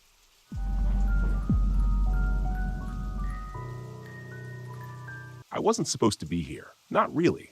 Not in this forest, not sitting in this RV, staring at the tall trees outside, wondering if this trip would be my last. G-Ford Pinot National Forest had been Karen's idea, years ago. She had this way of looking at the world, seeing the beauty in everything. She wanted to camp here, hike the trails, soak in the stillness of the ancient trees. I didn't get it then. Too caught up in work, too busy to care. But now, it was all I had left. It had been a year since she died, and I still couldn't make sense of it. A car accident on a quiet street. Just like that, she was gone, and I was left stumbling through life, trying to figure out how to exist without her. This trip was my last attempt at finding something, anything, that made sense. So here I was, parked deep in the middle of nowhere, hoping that the forest would somehow offer answers. I didn't know what else to do. The trees stretched up into the sky, their thick trunks casting shadows that lingered even in the daylight. It was beautiful in a way, but it felt empty without her. I could almost hear her voice telling me to look at the wildflowers or marvel at the way the sunlight filtered through the branches. I stepped out of the RV. The cool, damp air wrapped around me. The scent of pine and moss was thick, earthy. Everything seemed so alive, and yet all I could feel was the weight of the past pressing down on me. I started a small fire, just like I'd done the past few nights, and sat there watching the flames dance. The crackling wood was the only sound in the stillness. That's when I heard it. Footsteps. They were faint, barely audible over the fire, but distinct enough to make me stand up, heart pounding in my chest. I looked around, scanning the tree line, but saw nothing. Just shadows. I told myself it was probably a deer, or maybe some other animal, but the feeling stuck, the sense that someone was watching me. I wasn't alone. I sat back down, trying to shake the unease, but it lingered. I couldn't stop thinking about the old man I'd met the day before. Edgar. He'd been wandering the campground when I arrived, his wrinkled face covered in a scruffy beard, eyes sharp despite his age. He was friendly enough, but there had been something off about him. "You came at the wrong time," he'd said, staring at me with a knowing look. "Why is that?" I'd asked, brushing it off. Some things shouldn't be disturbed, especially at night. The forest, it has its secrets. I didn't know what to say to that, so I didn't respond. But his words stuck with me, replaying in my mind as I sat by the fire. What did he mean by secrets? What was he talking about? I hadn't thought much of it at the time, but now, sitting in the dark with the fire flickering low, I couldn't shake the feeling that there was something more to what he'd said. The wind picked up, making the trees sway, their branches creaking overhead. The fire sputtered as the breeze caught it, and I stood up again, feeling restless. I needed to move, to walk, anything to clear my head. I grabbed my flashlight and headed into the forest, just far enough to feel like I was doing something. The beam of light cut through the darkness, illuminating the trunks of the trees, but casting long shadows everywhere else. My footsteps were the only sound now, crunching softly on the forest floor. I don't know how far I walked before I saw the first symbol. It was carved into the bark of a tree, a spiral-like shape that looked old, weathered by time. I crouched down, running my fingers over it. It was smooth, unnaturally so, like it had been carved recently. I stood up, shining the light around, and spotted more symbols carved into the trees at odd intervals. Spirals, faces, shapes that made no sense. They all seemed to be pointing deeper into the forest, like a trail leading me somewhere. A chill ran down my spine. I turned back, trying to ignore the nagging curiosity that pulled at me. I wasn't here to chase after strange carvings. I was here to, well, I didn't know why I was here anymore, but this wasn't it. As I made my way back toward the RV, the air seemed heavier, colder. I couldn't hear the wind anymore, and the shadows seemed darker. The feeling that I was being watched returned, stronger this time, like someone or something was following me. My pulse quickened, and I picked up the pace, glancing over my shoulder every few steps. Nothing, just trees and shadows. When I reached the RV, I let out a breath I hadn't realized I was holding. The fire had gone out, leaving nothing but smoldering embers. I climbed inside, locked the door behind me, and sat on the edge of the bed, heart still racing. I was just tired. That's all it was. The grief, the isolation, it was messing with my head. I hadn't been sleeping well, and the loneliness had a way of playing tricks on the mind. At least that's what I told myself. The next morning, I met Leah. She was hiking near the campground, a pack slung over her shoulders, looking every bit the confident outdoorswoman. She was friendly, outgoing, and struck up a conversation with me as soon as we crossed paths. "You camping out here alone?" she asked, her voice light, casual. I nodded. "Yeah, Needed some time away, I guess. I get that, she said, smiling. This place is something else. It's beautiful, but it can get a little weird at night, don't you think? I paused, remembering the footsteps, the carvings, Edgar's warnings. Weird? I asked. How strange it can feel out here after dark. Just stories, old legends. You know how it is with places like this. Every forest has its ghost stories. I tried to keep my tone neutral, but the unease from the night before still lingered. She smiled again, but this time, there was something in her eyes, like she knew more than she was letting on. Just be careful. It's easy to get lost out here, she said. With that, she waved and continued down the trail, disappearing into the trees. I watched her go, wondering if I should have said more, asked her what she meant, but I didn't. I spent the rest of the day at camp, trying to relax, but the sense of unease only grew stronger. That night, as I sat by the fire again, I couldn't stop thinking about the symbols. They'd seemed so deliberate, so purposeful, like someone or something was trying to lead me deeper into the woods. And then the footsteps returned. This time, they were louder, closer. I stood up, shining my flashlight toward the trees, but saw nothing, just shadows. But the footsteps didn't stop. They circled the RV, slow, deliberate, crunching on the forest floor. My throat tightened as I strained to listen, my heart hammering in my chest. "Who's there?" I called out, but the footsteps didn't answer. Instead, they stopped. Dead silence. I backed toward the RV, fumbling for the door when I saw it. Movement just at the edge of the trees. A figure, tall, thin, barely visible in the darkness. I blinked, and it was gone. I bolted inside, slamming the door behind me, my breath coming in short gasps. What the hell was happening? I sat there for hours, staring at the door, waiting for something to happen, but nothing did. The next morning, Leah was gone. Her tent was still there, her pack sitting neatly outside, but she was nowhere to be found. I searched the area, calling her name, but the forest was silent. It didn't make sense. People didn't just vanish like that, not without a trace. I thought about Edgar, about the stories he'd told, the forgotten one, he'd called it, a legend about a man who'd wandered too far into the forest, losing himself until he became part of the land itself. Now, they said he lured others to join him, preying on their grief, their loneliness, until they disappeared too. I didn't believe it. I couldn't. But Leah was gone, and the symbols were still there, etched into the trees like a warning or an invitation. The footsteps returned that night, and this time I knew what they wanted. I could hear her voice, Karen's voice, calling to me from the trees, soft, loving, like she was right there, waiting for me. "Derek," she whispered, "come find me." My heart ached, torn between the impossible and the undeniable. I knew it wasn't real. I knew it, but I wanted to believe it was. I stepped outside. The cold air bit at my skin. The forest was dark, silent, but the voice was there, guiding me. I walked toward the trees, my feet moving on their own, drawn by the sound of her voice. "Derek," she called again. "Don't leave me." I stopped at the edge of the woods, staring into the darkness. I could see her now just beyond the first row of trees, her face, her smile. She was there, waiting for me. But something was wrong. The shadows around her shifted, twisting like they were alive.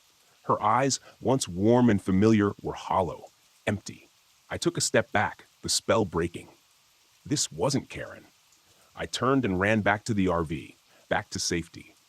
The forest seemed to close in around me, the trees pressing in as the voice grew louder, angrier. "Derek!" I slammed the door behind me, heart pounding, breath coming in ragged gasps. I could still hear her screaming my name from the trees, but I didn't go back. I couldn't. I left Ford Pinot the next morning, the RV's engine sputtering to life as I drove away. I didn't look back. I didn't need to. The forest had its secrets. I wasn't meant to know them. And whatever it was out there, whatever the forgotten one truly was, it would stay there, waiting for someone else.